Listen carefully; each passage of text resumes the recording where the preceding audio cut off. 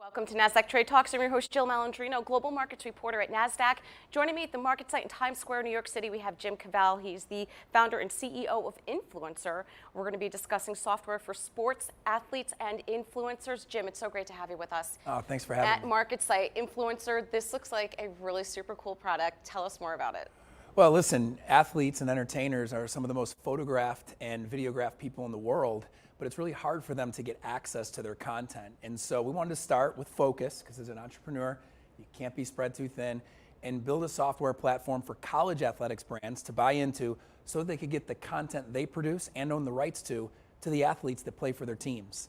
And we do that now for more than 80 college teams across the country and more than 9,000 athletes, some of which are now pro athletes as well. That's amazing. And they're able to interact with their followers. And how does it work for them? So for athletes, when they walk out of practice, games, the plane, from travel, they have an app on their phone, the INFLCR app. And on that app, content's being populated in real time every time a picture and video is taken. So they don't have to go to like Sports Illustrated and find themselves or all the other. That's over. Right. I want to eliminate that. Right. What happened was I was building a previous business and it would keep me up at night seeing guys with 30 million followers stealing Getty watermark pictures. And I'm like, why can't they get their own pictures and videos? Right. So we created a way through partnering with teams, leagues, brands, to get the athletes their content directly through an app on their phone, and then they can share directly to Facebook, Instagram, Twitter, and we can show the brand that pays us, the college athletics brand, how many pieces of their content have been shared by which athletes on which platforms, and how many people have been reached, which usually, Jill, it's more people than are reached on their TV broadcasts. Well, of course, which content is king, which is why we're creating our own content here. That's right. Just like That's you are. right. Social media, it's amazing how it's taken over everything. It has, and the thing about social is it's the master medium of the second screen, right? The first screen is traditional media or the game itself if you're there in the stadium, but that second screen is now distracting the fan and the consumer constantly. And on our phones, social is the place we go to consume content. And people don't follow brands to the degree that they follow people on social. Right. And the people in sports are athletes, and they've become channels with a lot of followers in a direct audience. They can cut out the middleman and really deliver their message directly to them. You're absolutely right. They're brand ambassadors is really what they are. They are.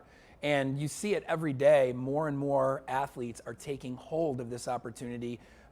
They're gaining audience, but they do struggle in finding content. And we're solving that, helping them build a brand during this short window when all these people care about them because they're still playing. Right. But that window will be over. We want them to build something sustainable with their social media that they can leverage after the ball deflates and they move on to whatever they move on after their career's over. What's next for INFLCR? We want to expand. First of all, we want to have all of Division I really using our product. There's 350 plus Division I brands, so we've penetrated about a quarter of that market. We want to also increase the amount of sports using it, not just football and basketball. We want sports like Ole Miss Rifle using it, women's basketball programs, softball programs, and that's happening, which is increasing the investment with us for each school we work with. And then, of course, we want to migrate into pro sports, both here in America and abroad, because we've started to build an athlete following of engaged athlete users on our app at the pro level, which will allow us to do things with content monetization as a new revenue stream involving brands and posts through our platform that the athletes post on Instagram or Twitter, and getting that athlete paid for that post, but sharing in that revenue is a part of our future vision. All right, we look forward to having you back and learning more about that growth. Thank you so much, Jim. Thank you. And thank you for joining us on Trade Talks. I'm Jill Malandrino, global markets reporter at Nasdaq.